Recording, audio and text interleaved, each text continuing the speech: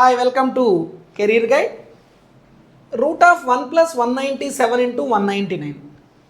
ఎప్పుడైనా సరే డిఫరెన్స్ 2 ఉండేటట్టుగా రెండు నంబర్లు తీసుకొని, వాళ్ళ మధ్య భేదం 2 ఉండేటట్టుగా రెండు నంబర్లు తీసుకొని ఆ రెండు నంబర్లను ఇంటూ చేసి వచ్చినటువంటి ఫలితానికి 1 యాడ్ చేస్తే వచ్చేటటువంటి మొత్తం వాల్యూకి స్క్వేర్ రూట్ ఎంత అని అడుగుతాడు.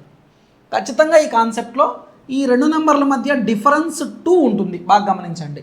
ఇలా ఎప్పుడైనా డిఫరెన్స్ 2 ఉండే రెండు నంబర్లు తీసుకొని వాటిని ఇంటూ చేసి +1 చేస్తే వచ్చిన దానికి స్క్వేర్ రూట్ ఎంత అంటే ఎగ్జాక్ట్గా ఆ రెండు నంబర్లకి మధ్యలో నంబర్ ఉంటుంది.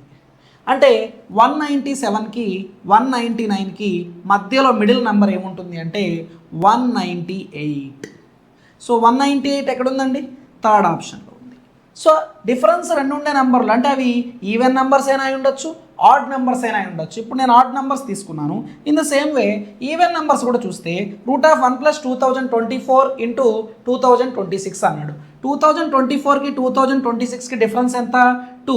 డిఫరెన్స్ 2 ఉండే రెండు నంబర్లను ఇంటూ చేసి వచ్చిన దానికి 1 యాడ్ చేస్తే టోటల్ వాల్యూకి స్క్వేర్ రూట్ ఎంత అవుతుందంటే ఎగ్జాక్ట్గా ఈ రెండింటికి మధ్యలో ఉండే నెంబరు 2024కి 2026కి మధ్యలో ఉండే నెంబర్ ఏదంటే 2025.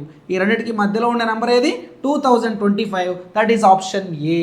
సో ఇదే విధంగా సేమ్ లాజిక్ యూజ్ చేసి ఈ ప్రాబ్లంకి ఆన్సర్ చేసి మీ ఆన్సర్ని కామెంట్ సెక్షన్లో పోస్ట్ చేయండి. కాన్సెప్ట్ నచ్చితే లైక్ చేయండి, సబ్స్క్రైబ్ చేయండి. Thank you.